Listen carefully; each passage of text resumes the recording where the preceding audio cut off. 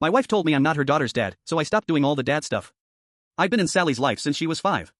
I taught her to ride a bike in our driveway, jogging beside her for 3 weekends until she stopped wobbling.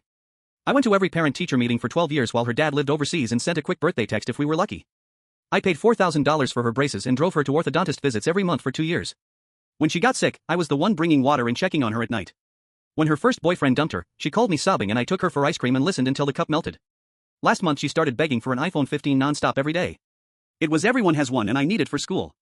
Even though her phone worked fine. I told her if you bring your grades up and get at least 2 A's by the next report, I'll buy it. I made her repeat it back to me.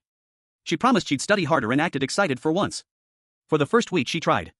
She sat at the table and asked me a few math questions. Then it started slipping. I'd walk by and catch her watching videos instead of doing work.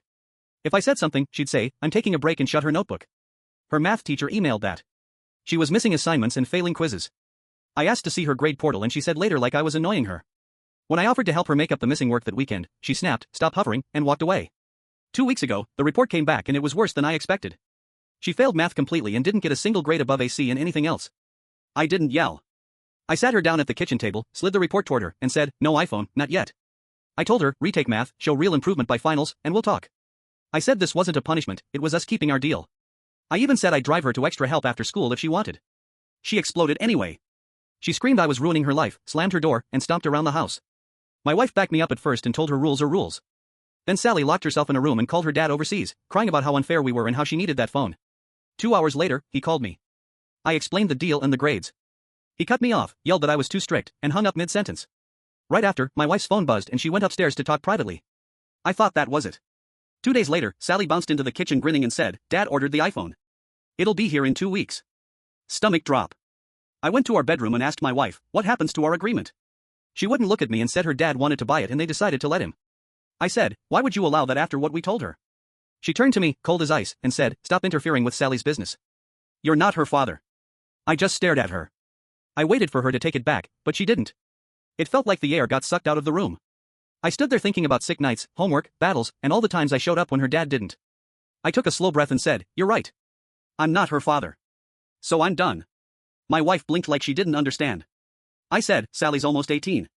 She has a father, so he can handle everything from now on. That Saturday, she came downstairs in her cleats and asked me to drive her to soccer practice like I always do. I said, ask your father. She stared like she misheard me. The one who bought you the phone, I said, and went back to my coffee. Sunday night, she knocked on my office door with her history book. Can you help me? She asked. I said, your father can help you with that. On Monday, a parent-teacher conference reminder hit my email.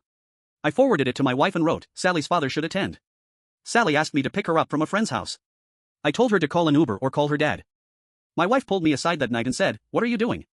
I said, exactly what you told me. I'm not her father, so I'm not doing father things. Thursday, the phone arrives. Ellie stuck to it like glue, scrolling at the table, posting in bed, and staying up past midnight.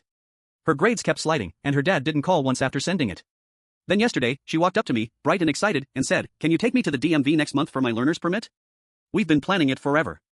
I kept my voice even and said, that sounds like a father-daughter thing. You should call your dad and ask him. Her eyes.